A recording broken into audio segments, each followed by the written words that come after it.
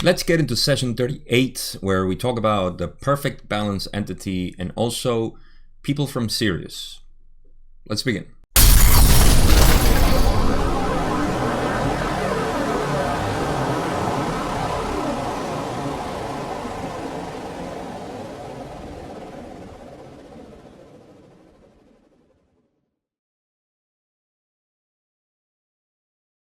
As you will see at this point, the sessions are pretty short, so some of them I'm going to cover in just one video, and that has to do, as we know so far, with Carla being a little weak of her LSD ingestion prior and also being sick, as well as being very depleted in the past sessions, so that led them to have very short sessions, and that's what we're going to get into. I think that's the reason why the questions are a little bit scattered and no specific line of questioning aside from a couple of things, because they didn't have enough time. So we're going to see that in this one. There's one question that I didn't cover here, and it had to do with Don and Jim offering to start because of this same problem that they were having, that Carla was very exhausted or tired or depleted of energy, and she was losing a lot of weight. So Dawn wanted to know if it was possible for them to take her place for the beginning of the session. And essentially just Ra said, that's the first question that I didn't put here, so I'm just going to summarize it.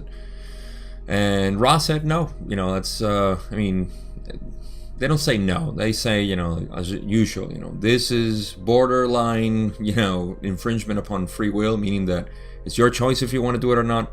But, assuming that you want to know, and that you want this to be, they word it in a way, it's like, all right, we can find a loophole in the Confederation guidelines to tell you that at this time, Don, maybe, Jim, no, they both need experience and trial and error, and then they need to attune to the frequency and the harmony that they provided as a group now. So it's like changing, the order of things, and essentially it was just like, yeah, maybe not. So they decided to keep going with Carla. Carla, of course, was very dedicated. They had only been at this point 8 weeks into it, not even 8 weeks into this, and you can imagine that's 2 months, that's almost 40 sessions already. So they were really going hard at it. Sometimes skipping a couple of days, and at times doing even twice a day at the beginning mostly, but now not so much. And I think this is the point where they said, okay, it's time to start taking more rest, more days in between, and just slow it down. So that being said, just a little Easter egg here. This is session 38, and this is my last session at age 38. Coincidentally, I'm going to record session 39 definitely after I am 39 years old, officially. So just a little synchronicity there, that I noticed that I'm going to turn 39 for session 39, and I'm going to cover 38 while I'm still 38. So those little things that I call magic in life. So just wanted to share that. What else? I think we're ready to start. I don't have anything else to say. So the first question that I have from Don is actually question 2 of session 38. And Don says, backtracking just a little bit today, I would like to know if the reason the nuclear energy was brought into this density 40 or so years ago had anything to do with giving the entities that were here, who had caused the destruction of Maldek, another chance to use energy peacefully rather than destructively. Is this correct? A really good question. Ra says this is incorrect in that it places cart before horse. I'll joke about this in a bit. As your people say. I don't think we say it that way, Ra. Alright, they continue. The desire for this type of information attracted this data to your people. It was not given for a reason from outside influences. Rather, it was desired by your peoples. From this point forward, your reasoning is correct in that entities had desired the second chance, which you mentioned. So, I just think it's funny that, I don't know, Ra sounds like a foreigner trying to speak English. This guy right here. That's why I know it, because I used to say things like this when I start when I started learning English at age 20 something. That's a long story. So I just like when they say, you know, places cart before horse. I don't know, maybe I'm wrong. I thought the way it says is cart before the horse makes more sense. And, you know, coming from session 37 where they said, you know, our syntaxes and our way of speaking, you know, it's very specific and so on. I thought it was funny that they would say that. So that's why I laughed. So now back to the question. So Don is asking if the information for nuclear energy was something that is kind of like carried out by external influences to give the people of Maldek another chance of, experimenting with this, as opposed to blowing themselves up. They would use it, you know, for beneficial stuff, which they didn't. If you remember, Hiroshima, Nagasaki, and the rest that kept going on for years. So no. Anyhow, so Ross says, no, it's putting the cart before the horse, or cart before horse, because, see, the desire for this information is what attracted it. It's not like it was given to them so they can deal with it. It's just that they felt that they could deal with it, or us. Remember, we're a collective consciousness. So that means that whatever we carry with us, you know, is everybody combined, you know. And of course there's the influence of Maldek and Mars and all the wanderers and people from Deneb, even though those people from Deneb were just second density entities that came here to explore third density, but who knows how many other planets we have here in the mix. So no, in any case, they asked for it. They consciously asked for it. This is our scientists just, you know, wanting to know. It's nothing, you know, I don't know. I don't want to sound judgmental by saying that, I don't know, it's these people that needed, I don't know. It was a need at the time. Technology was developing, and, you know, this was just what was in the collective consciousness to ask for. And yeah, from that point, meaning, you know, from that point forward, that after they asked, then yes, you know, it is kind of like a second chance. Now that we have it, it's like our second chance to not destroy ourselves. And I think we learned that lesson, or maybe we were enforced, as some people say, by positive beings, and completely disarm all nuclear bombs, as they have reported. There's a lot of reports on that. If you haven't, just Google it. You'll find a lot of stuff that says how UFOs have been sighted, you know, in nuclear facilities, nuclear hives, whatever they're called. You know, the missiles that they had, and they had disarmed it. I don't know. It's just very interesting stuff. But in any case, you know, that's not happening anymore. We're safe. You know, we got home safe. So next question, 38.3. Don says, what was the mechanism of fulfilling the desire for the information regarding nuclear energy? Ross says, as we understand your query, the mechanism was what you may call inspiration. Don pushes and says, was this inspiration would an entity impress the person desiring the information with thoughts? Would this be the mechanism of the inspiration? Ross says, the mechanism of inspiration involves an extraordinary faculty of desire, or will, to know or to receive in a certain area, accompanied by the ability to open to and trust in what you may call intuition. So, this is a great way of exploring the mechanisms of our consciousness. Okay, so Don is asking, you know, how does this work? You know, that inspiration. Inspiration in this case is our desire to seek, our will focused into a point of knowledge, understanding, or any sort of reception of information that we want. This means that if we want something, this is the law of attraction, for example, you have to put your will to it. You have to embody that. You have to really decide it from your heart, not so much from the intellect, not so much from, you know, from capricious, say, you know, desires, but really, you know, and you can see this in scientists, of course, because they're so mathematicians. I mean, they live in that universe. Their life just exudes that information. Like they see that. And, you know, people like us also, we exude this type of seeking. We talk about this in our minds. I don't know about you, but I'm always in my mind. The voice in my head, the monkey in my head is always talking about, densities and energy centers and look at this and, the catalyst and people are points of consciousness and so on. Like this is, it's vibrating in me and in all of us. So this is the seeking it's focused.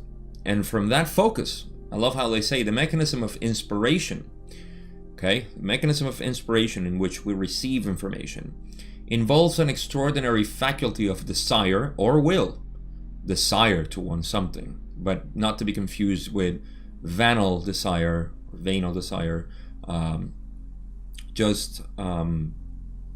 true desire from your heart. Or will. Will is a word that I like a lot more because it's just, you want that. You have your will placed on that. To know or to receive in a certain area. To know, to get knowledge, or to receive information in a certain area, accompanied by the ability to open to intuition and trust intuition, essentially. So, in a practical way, this mechanism for me is when you desire specific information. So say, for example, I want to embody what it is, to have no mind. This is my purpose. I want to have no mind, as in the Oriental sense, philosophy, Buddhism, true mind is no mind. So it's not a matter of just, I want to understand what no mind is. No, my will is focused on having no mind.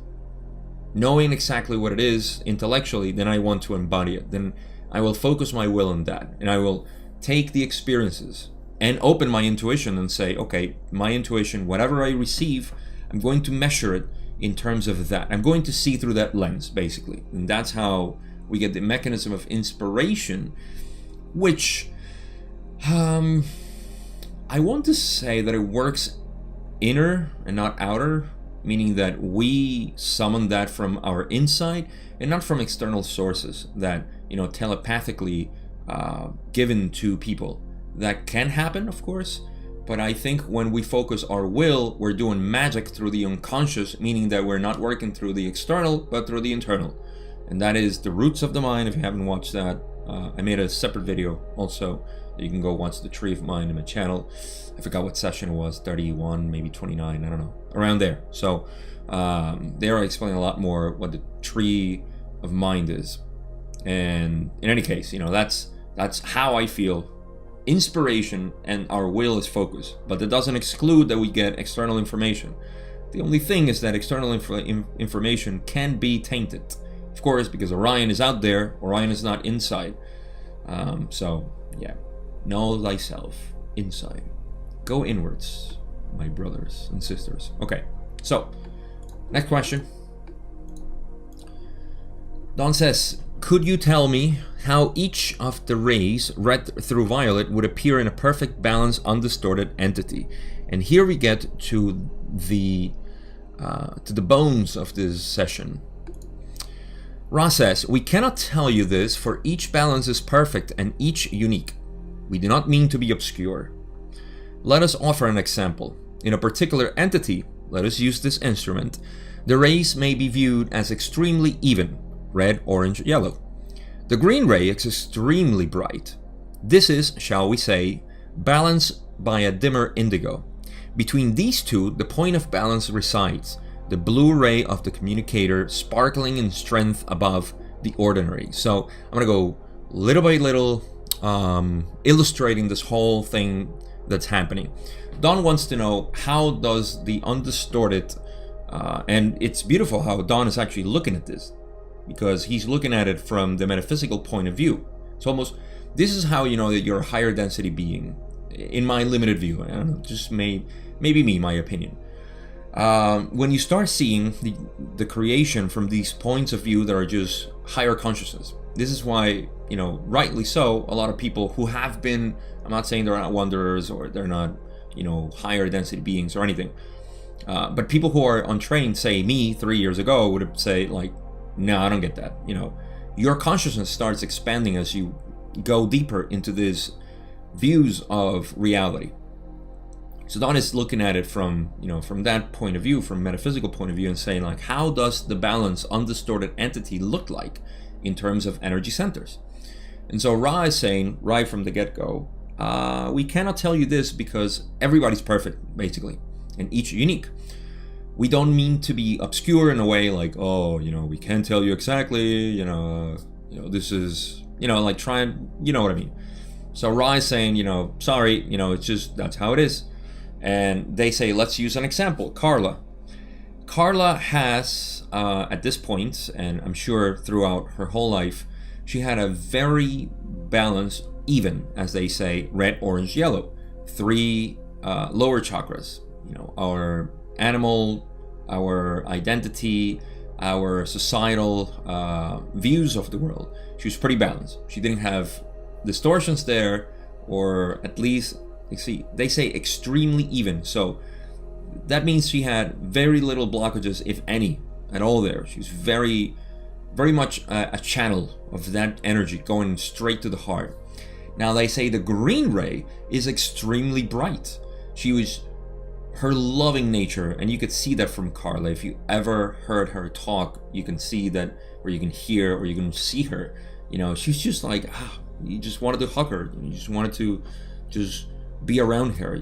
She was this vibrating, ball of love. I love her. Who doesn't?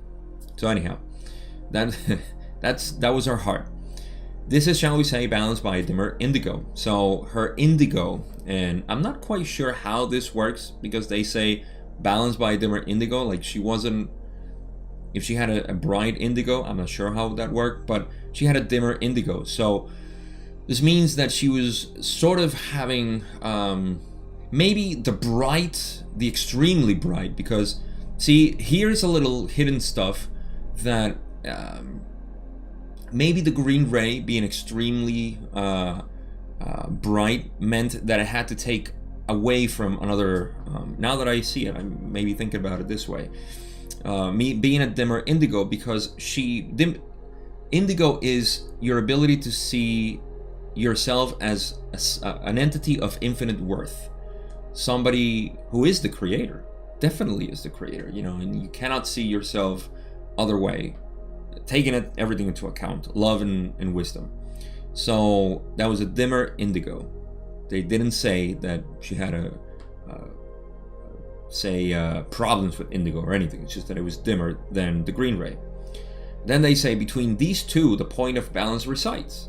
I guess the point of balance being that one is dimmer, the other is extremely bright. But they do say the blue ray of the communicator sparkling in strength above the ordinary. So it was a little bit, brighter than usual too, above the ordinary. So she had a lot of this, of course, development in wisdom, in the ability to speak and communicate and to express herself. So this is like a good, like they said, a good example of one entity.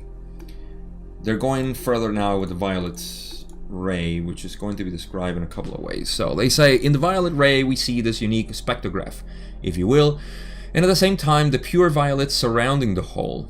This in turn surrounded by that which mixes the red and violet ray, indicating the integration of mind, body, and spirit.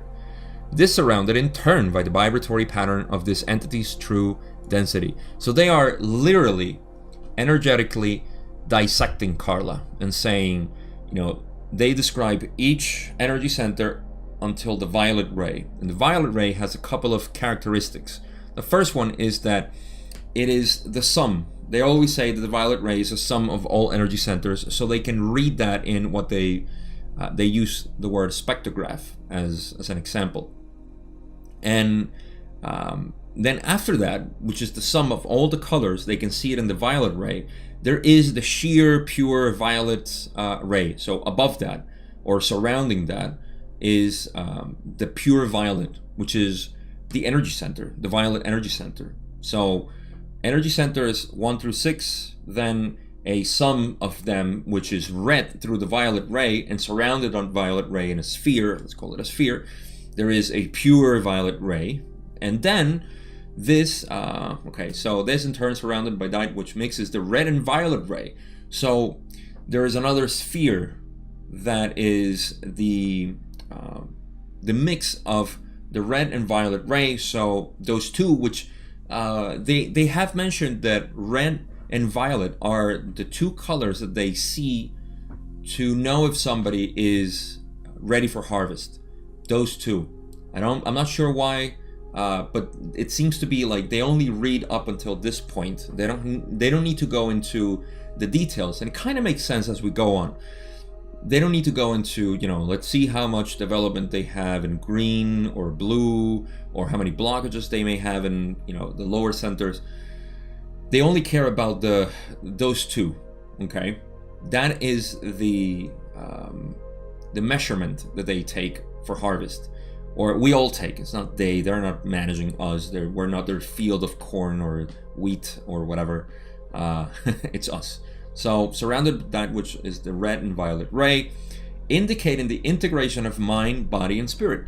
So the red and violet ray indicates that integration that is essential, of course, for harvest, for graduation. Integration of mind, body, and spirit. You have to have that development. So from there, it's almost like maybe a qualification note, let's call it that way, a grade, where you can read that. And this is surrounded in turn by the vibratory pattern of this entity's true density.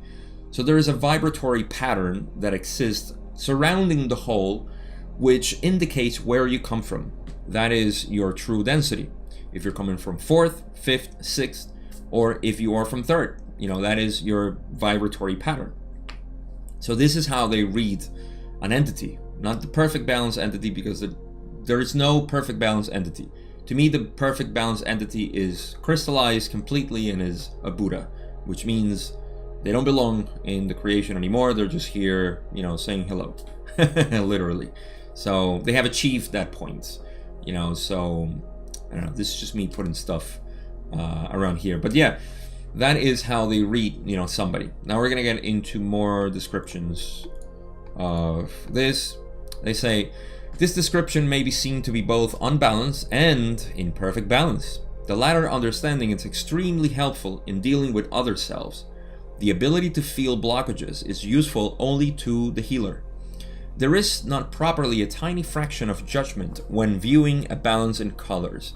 Of course, when we see many of the energy plexi weakened and blocked, we may understand that an entity has not yet grasped the baton and begun the race. However, the potentials are always there. All the rays fully balanced are there in waiting to be activated. All right, we have a little bit more, but I want to just wrap this one up when they say, this description may be seen both unbalanced and in perfect balance. So how does that work? I mean, that's a paradox, right? It can be unbalanced and balanced at the same time. My intellectual mind is going to explode. So what happens here? We're talking about a perfectly balanced being in the different array. I made an example this morning, actually, talking about, imagine yourself as a canvas. That canvas is empty, okay? Everybody has their own picture, their own painting, and each one of them is different. All of us have our own canvas painted in some way.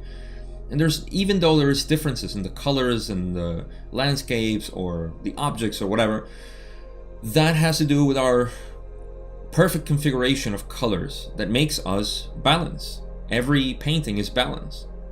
So yes, we can change it, of course. We can keep painting and, changing the landscape. And people do that. Actually, the Mona Lisa was that way. It was painted over and over again over the same canvas. Isn't that funny? Right? It's one of the most famous paintings. I'm not really, historical illuminated. I don't know much about it, but I remember that. Da Vinci. So that's how I see it. Every painting it's balanced and it's perfect. It looks unbalanced when compared to others, because you say, oh wow, yours has a color or a shape or an object or a landscape or a mountain or something that I don't have. That makes it perfect. Ours is perfect too. And yet, it's not the final product, because we still paint on this canvas. So That's why they say the latter understanding is extremely helpful in dealing with other selves. Because when you deal with other people, you say like, well, this guy, did you see this guy? This guy has so many blockages in his identity. You see how eccentric that guy is? Like, who are you to judge? That's why they say, the ability to feel blockages is useful only to the healer, because the healer is the one that will approach you with no judgment. As they say, there is not properly a tiny fraction of judgment when viewing a balance in colors. The healer needs to be aware of your blockages because you are presenting it to him. It's almost, a healer is a master or a guru, a teacher. They are being sought by people, and this is why it's funny, when some people tell you like, oh, you need to heal this, and you say like, who asked you? Leave me alone. You have these distortions. If you don't ask, if you don't trust the person, then you shouldn't be asking, right? So when you do ask, then the healer is able to tell you, well, I feel that you're having troubles with your hair, or you're having trouble with fitting in your society for some reason. What are your blockages there? I hate my society, they do this to me and they make fun of me and blah blah blah. Well, is that something you need to work out? How do you work it out? Then the healer helps you with that. Also, energetic healer, that also needs to feel the blockages from you. There's so many ways, and I don't want to go into the details because I am not even that familiar with that, but you can see that there are all kinds of healers and they need to feel the blockages, not as a judgment like they say, but as a way to see, how can I help you? What's your problem? Basically, it's like you call customer service, the first question they ask, how can I help you? That's the healer. Whereas us, when seeing other people, the beauty of this is that other people are a reflection of ourselves in our mind's processes. So when we see other people and we say, oh, look at how fat that woman is, or look at how skinny and masculine or muscular that person is, or whatever it is, how tall, how short, how, this color, or whatever it is that is an identity. They help us, even in their behaviors, which is an identity. Their behaviors and their appearances and their actions and so on, they're all a reflection of what we think should be judged in some way. It's a sort of measurement of our standards. And that calls into question our standards, our measurements. How do we measure other people? Because by measuring them, you're measuring yourself. It's the classical example that I always use with, do you feel you're a good person? Yes, I am a good person. I want to be a good person. Well, guess what? You just created evil in your life. Because for you to be a good person, you need to have bad to compare to. For you, to be a righteous being, then you have to have, malevolence out there that you need to squash and, obliterate. So, you're always going to create that as long as you have a standard. And that's why, the middle way is the way. So, but again, you don't know that until you start measuring yourself with other people and you say like, oh, how rude, oh, these people are prudes, oh, these people are, arrogant or whatever, you're just reflecting themselves. They haven't asked you anything. So it's a good therapy for us.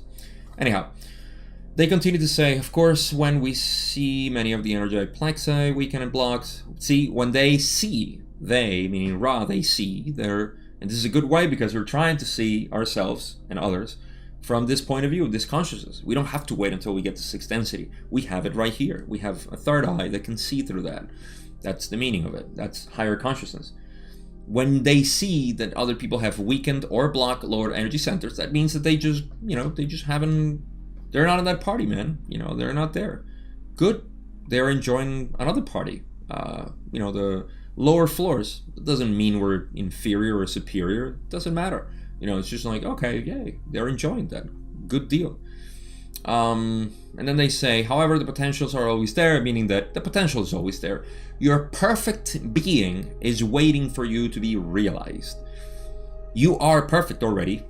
It's just only that you haven't realized. You haven't realized it because you're too distracted with your lower energy centers. Now, I'm not talking to you. I'm talking in general. You are a perfect being, because otherwise you wouldn't be watching this.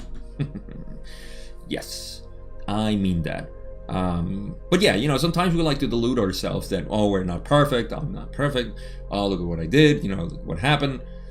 Great. Those are measures as well. Just like I said, you know, catalysts that is showing you who you are, how perfect you are. So that's why they mean, you know, the potentials are always there for those who are blocked or weakened in their lower energy centers. And they're just waiting to be activated by the conscious being, the polarities of self, looking at the self and saying, whoa, let's bring this up, this beautiful prana.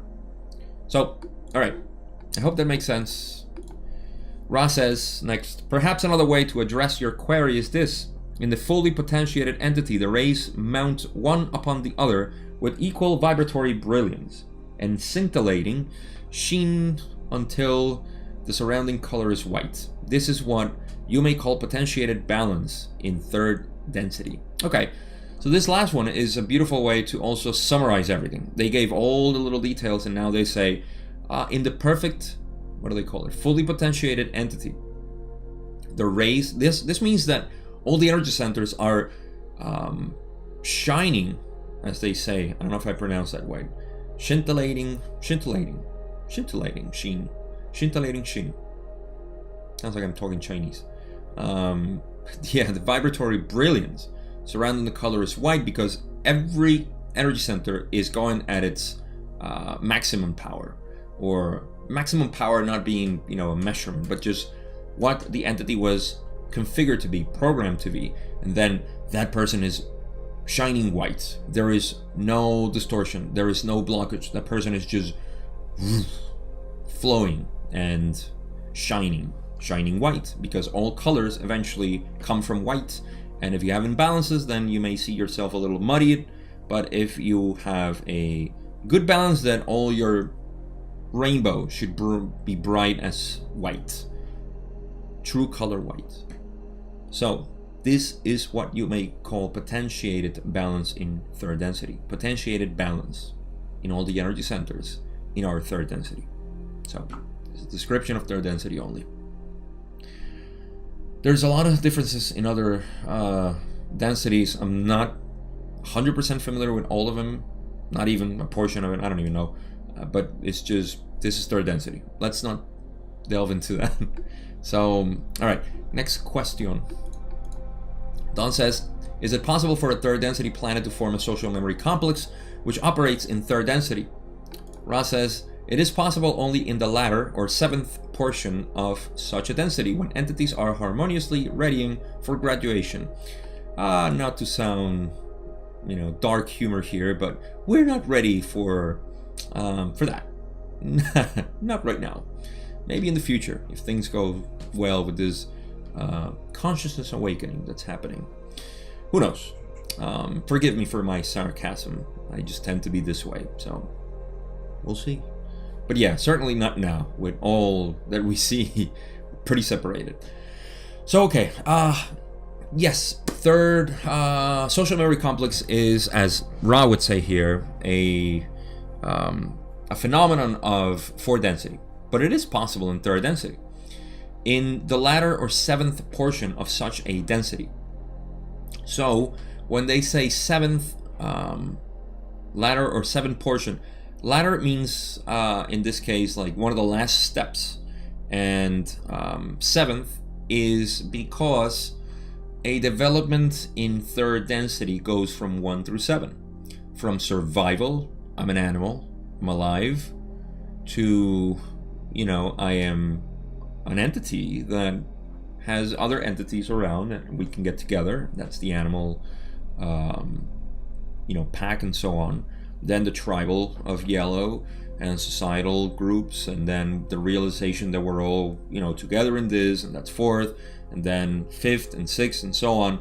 And that's how we as a collective grow in as an entity, collective as an entity.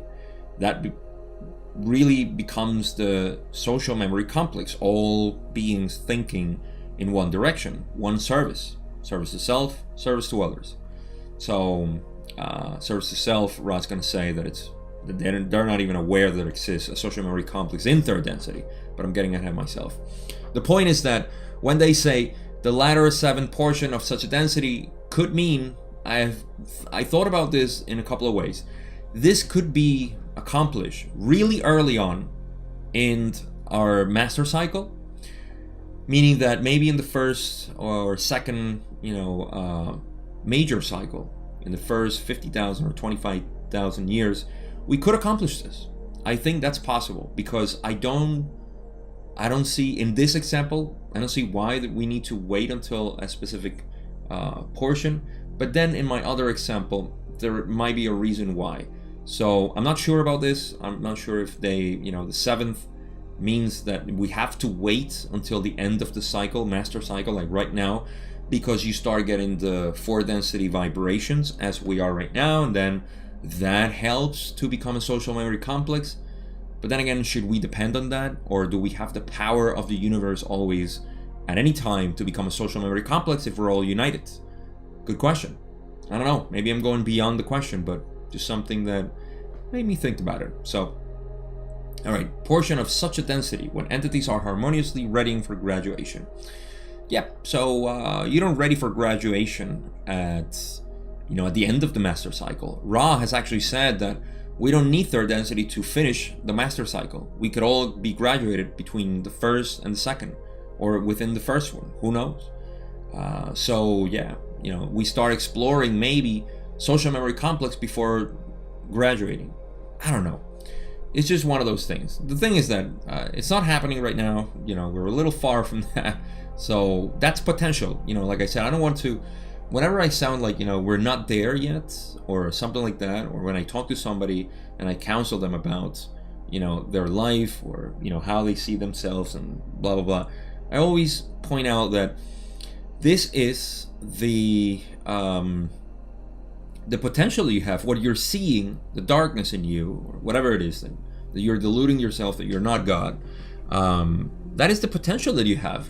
So you should be happy to be in a depressed state, because the potential that you have, now that you know this, the potential that you have of realizing the beauty of yourself is enormous.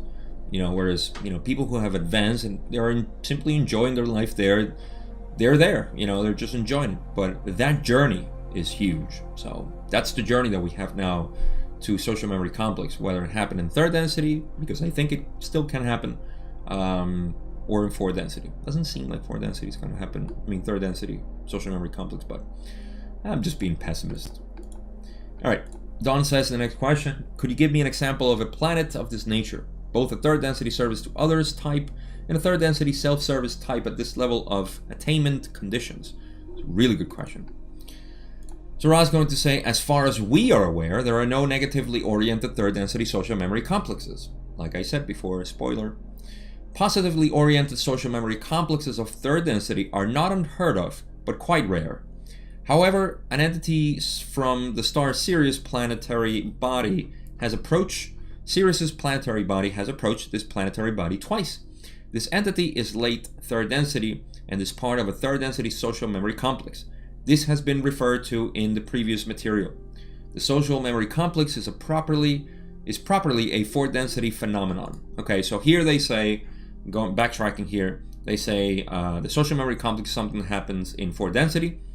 They also say that they have talked about this 3rd density social memory complex of Sirius planetary body, and that's the Charlie Hickson, I forgot which session it was. I think it was session 8, if memory serves. Session 8, we talk about Charlie Hickson and the experience that he had and so on.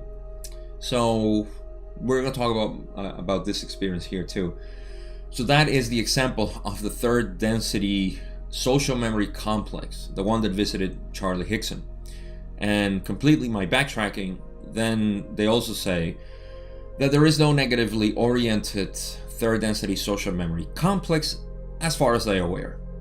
So that means that it is really hard, if not almost impossible, but they never, they never say no or impossible. They just say, as far as they're aware, there's no negatively oriented third density. Thank God, that would be a hell. I mean, I can only imagine a third density planet that usually goes, into the negative, and they're not a social memory complex yet. We're going to talk about this actually at the end, so I'm not going to spoil anything.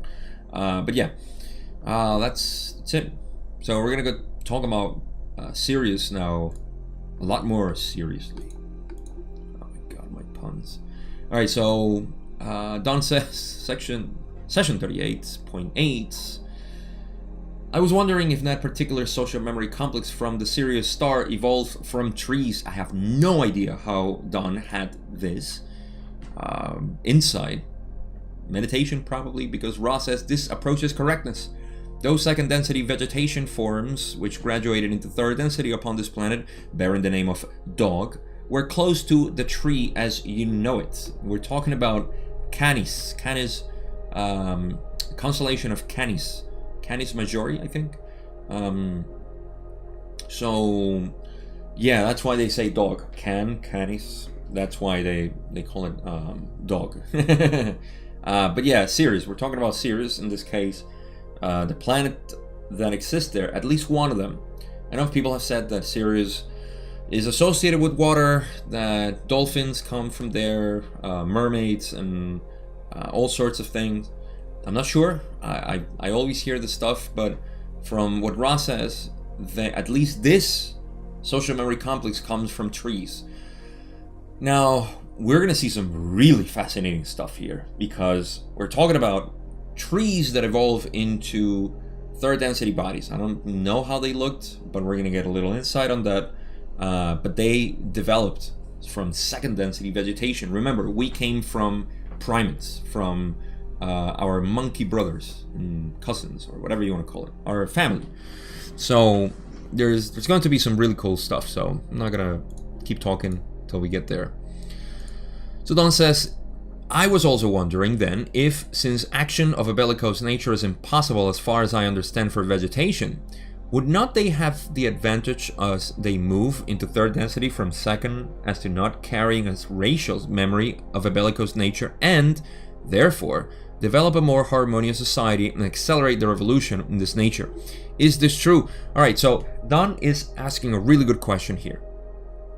Since they develop from trees, and trees do not have a bellicose nature or aggressive behavior against each other, like monkeys do, or primates, because we're mobile creatures, then they would have the advantage of not having that and develop in a more harmonious society and accelerate their evolution in this nature. That is such a brilliant question. God, I love Don. So, you see, by realizing that, you see that, the social memory complex, because of that nature of how they developed, they were able to develop this social memory complex easier, because they develop in harmonious ways. And the question is if it's true. By the passionate way I'm describing this, that Ra is going to say this is correct. However, to become balanced and begin to polarize properly, it is then necessary to investigate movements of all kinds, especially bellicosity. So I'm going to cover that in a bit. This next question, Don says, I am assuming then that their investigations of bellicosity were primarily the type that they extracted from Hickson's memories rather than warfare among themselves. Is this correct? Ra says, this is correct. My God, Don is nailing it.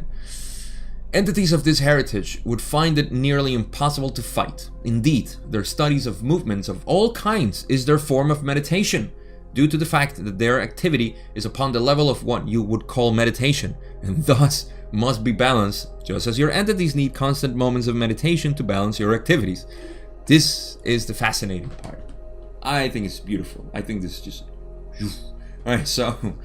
so they need to investigate what bellicosity is, and that's why I think that's what they got from Charlie Hickson, like their memories, his memories of his experience in war. I think that there's at least a couple, or maybe it was just him, but these entities came here to just, it was like playing a movie for them, and getting from his consciousness some experience and saying, whoa, this is what they do. This is crazy. They blow each other up. We never did that. So Yeah, they I guess they enjoy that. It's a good movie. It's like watching Band of Brothers, from a different perspective.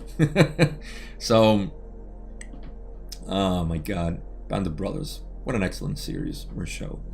In any case, yeah, so they wanted to explore this, and they needed to explore this because they need to be balanced, just like they need to explore anything. They need to explore the negative possibilities too. And by doing this, they can reflect upon, imagine us doing this to ourselves.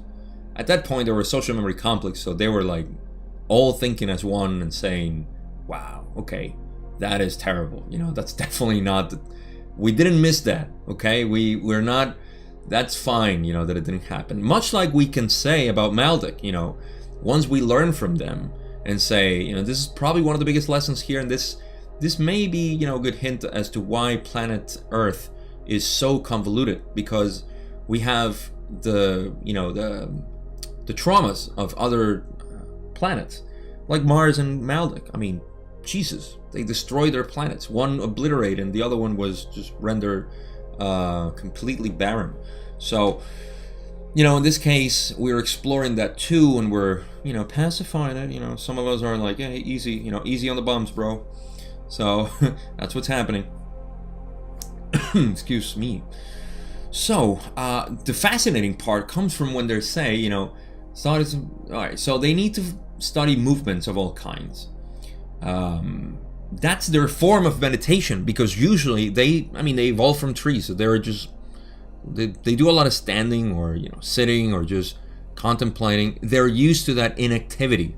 So their forms of meditation is actually activity, movement. And, much like we, who are monkeys all over the place, going around trees and, jumping and rolling around, and we need to settle down, calm down. That's why when everybody's like too excited, they're bringing in monkey side, and we say, calm down, relax, easy, sit down, meditate. That's exactly what's happening. We're in the meditation when we're quiet, when we don't have the monkey mind, pretty appropriate. And yeah, so I just thought it was, fascinating. How, imagine the possibilities of being so many entities out there that have so many different experiences than us humans, and they exist out there. And we are going to explore it, because it's not like we missed the ticket by being a human. We are everything. And as we grow in consciousness, we can explore them. It's almost like how we can explore while watching a documentary, about nature, and we can explore and live that through the visual, limited way of our 3D. Well, imagine, being in 6th density, as Ra says, that they can explore the consciousness of others that want to share, and they can sort of like relive their experiences. It's fascinating to me. Anyhow, we have a couple of more questions to cover, and we're going into question 11. Again, 38, session 38.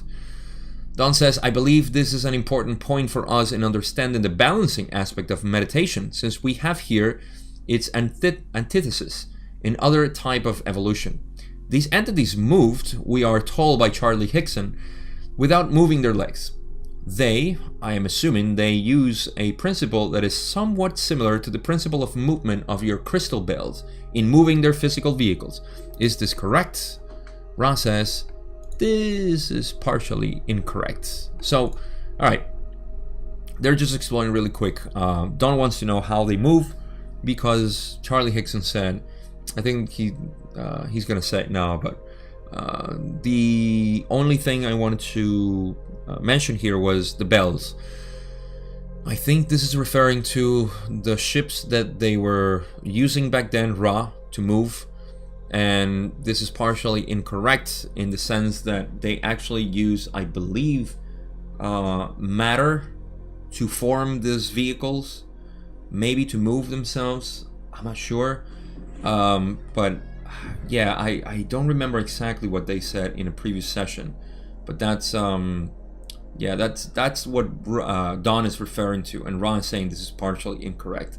But in any case, Don is going to clarify it and say, but I'm just assuming that their method of movement is not a function of mechanical leverage such as ours, but a direct function of the mind somehow connected with the magnetic action of a planet.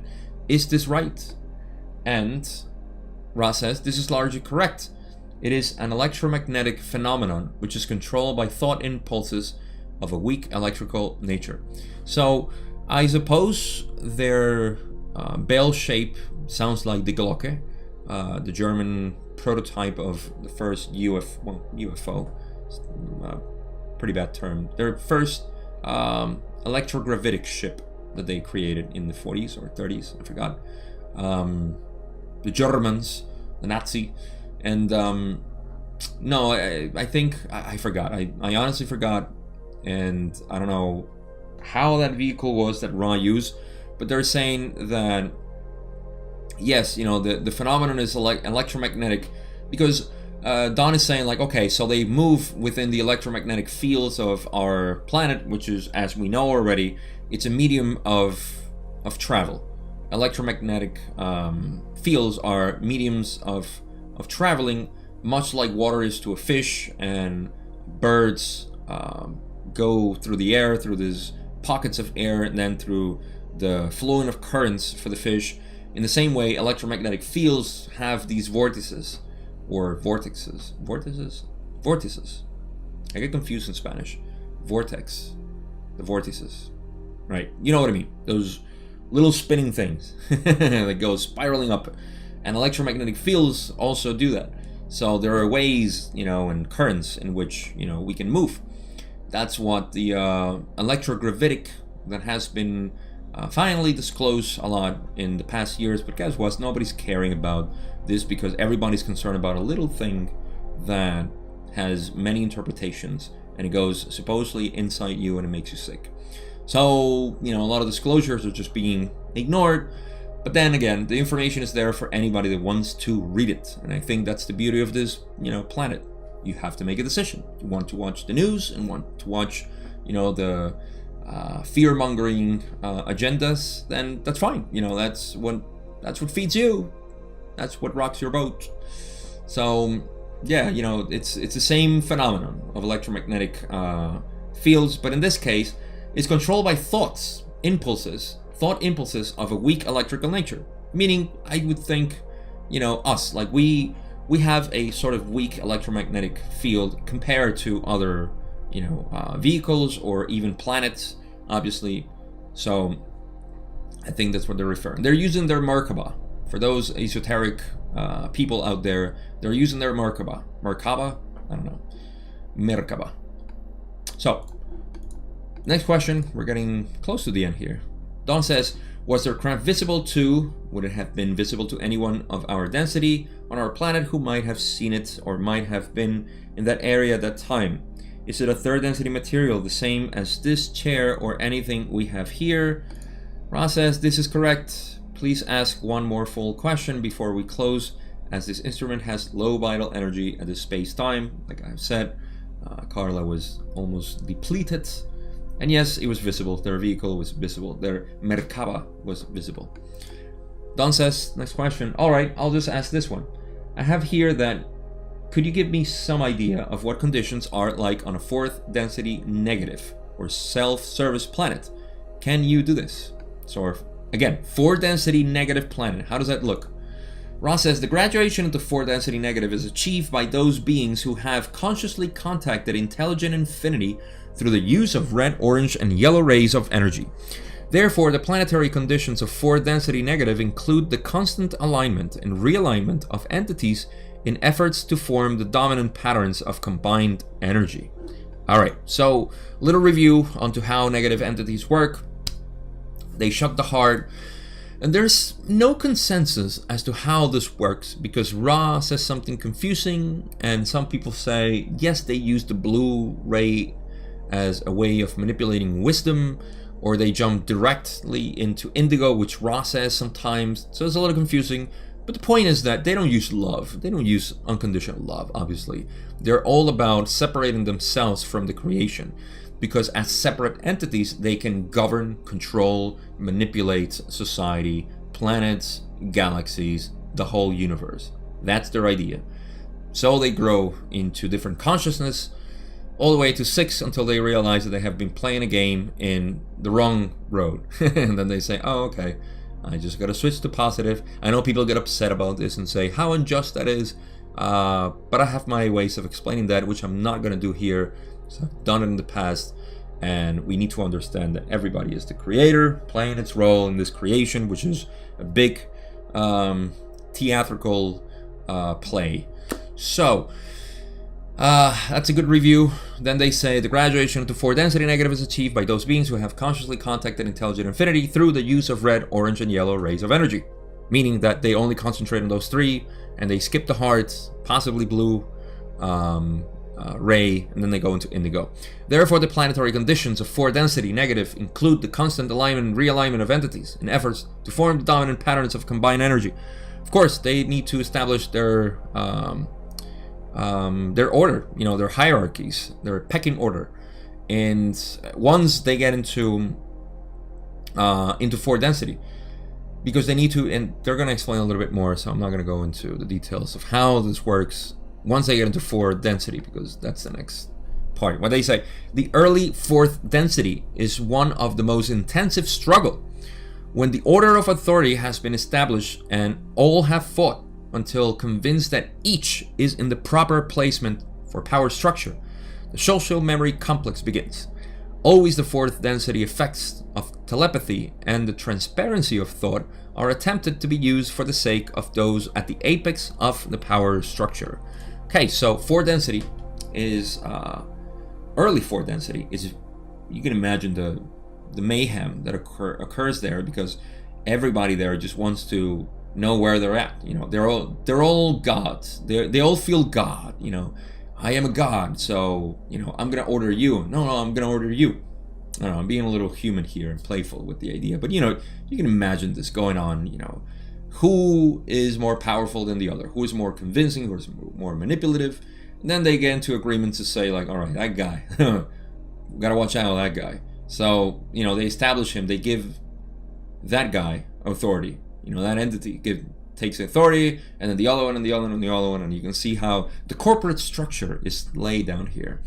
And this is 4 density. So it takes a lot of time until they all agree and say, all right, now we're all in our corporation, in our industrial complex, and okay, so they say, yeah, the effects of telepathy and the transparency of thought are attempted to be used for the sake of those at the apex of the power structure. Of course, the ones that benefit are the CEOs up there in 4 density. Those guys who are, enjoying, the hard work of everybody else. But everybody else is there because they want to contribute to the corporation, so good for them.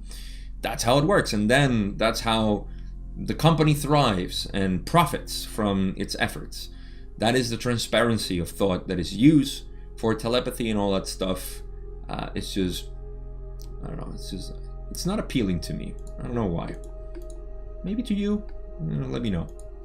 Ross says, final part. This, as you may see, is often quite damaging to the further polarization of 4 density negative entities. For the further negative polarization can only come about through group effort. As the 4 density entities manage to combine, they then polarize through such services to self as those offered by the Crusaders of Orion. Okay. Well, this is delaying their process of further polarization, because for them to polarize more, they need to work in a combined fashion. So it's almost like, when we become positively oriented in a social memory complex, everybody wants to share who they are. Everybody wants to grow together. I want to know what you can do to heal me. We're seeing this right now. I know I talk about a lot of the dark aspects of our world, but a lot of people ask, how's it going to look when we're in 4 density? Well, we are already. Look around. Don't watch the news. And this is why I use sarcasm, because I want to point to one direction so bad, so you want to look back. And then when you look back, you may say, like, oh, yes, it's true. I'm not saying you, but you know what I mean. It's good to use that with people, to point them at that direction and say, yes, the world's going to end. It's going to be miserable. We're going to all die, and then they say, well, but I love my kids. Well, there you go. There's, there's beauty in this world, isn't it? So at this point, you can see that when we become polarized positively, we want to do that. We're doing it right now. That's why, people are expressing themselves. People are doing what they do. Of course, there's always, but we cannot just see the negative side of things. We've been conditioned that way maybe, but every negative has a positive. So let's go to the positive. There's so much beauty. The music that is being played now or constructed, and the things that people are doing. It's just some of them very naive. Yeah, sure, whatever. We don't need to be wise at this point. It's a possibility, but hey, as long as it's loving and caring, that's all that matters, right? So there's a lot of force density, that we can see now, and we can use this as an example. Whereas a negative planet, they would need to use this. They would lose a lot of polarization because they have all the struggle going on, and they can't really communicate well until everything is established, and they say the four density entities manage to combine. As the four density entities manage to combine, so their ladder structure, they then polarize through such services to self as those offered by the Crusaders of Orion. Remember, what does Orion do? They come here and uninvited and say, hey, here's my service. Take my card. No, thank you. No, here it is. Get out. So that's what they do, and this is the conquest that they have, and that's why they're called the Crusaders, because it's they're bringing their religion just like our Crusaders back then, the Templars. They used to come and say, I'll convert you, and you say, I don't need to be converted. Oh, that means that you need to be converted, brother. Let me wash your sins with some fire and oil, burning oil. So that's the Crusaders, in a four density way, just delivering their negative philosophy. So that is, that's it. That makes sense. I think I covered that pretty well. I don't think I left anything. In any case, that's the end of session 38. And conclusions are going to be on the perfect balanced entity that you are. Now, we have a perceivable self, which is the one that is the ego, the identity of self, that is always doing things, and that helps us to realize the other aspects of ourselves, which is pure consciousness, who we are. So if we use this, and this is what I mean, like the dark night of the soul and all this stuff, all that is informing us is how stray we are from the right path. From our thoughts, because I want this, because I can't have that, because I'm not in the right place, because I don't have the right people. All of those things reek of our inabilities to cope with reality, being perfect as it is. That's fine. I'm not judging. I come from there. I still have those things. But we become aware of that, and it's a tool to realize that all you need to do is accept your reality as it is. People talking to you in a way, and it pisses you off. That means that you have potential to change that, because you're a positive being, right? So you just know. You have the formula already. You're a positive being. What do? You look at things positively. So when you're not seeing positively, because we get stuck in that and we say, well, what am I going to do? I just can't see, this positively. This is all negative. It's all terrible. Life sucks. Okay, that's all telling you the potential that you have now to see the positive, and what you need to realize is why you think that way. Assume that you're right. Assume that everything is miserable. Why is that? Well, you go through the process of thinking and saying, all right, well, what's because this sucks because in my family they used to say this. I'm just going to use a very very basic example, or not even to expand it. Well, yes, let's assume that my family was right. Why do they base that? Well, because their parents were, bigots. And, okay, well, that means that my parents are bigots too. So am I a bigot? Okay, let's say I'm a bigot. And then you keep going until you find nonsense. You will find nonsense. In fact, you will find nothing.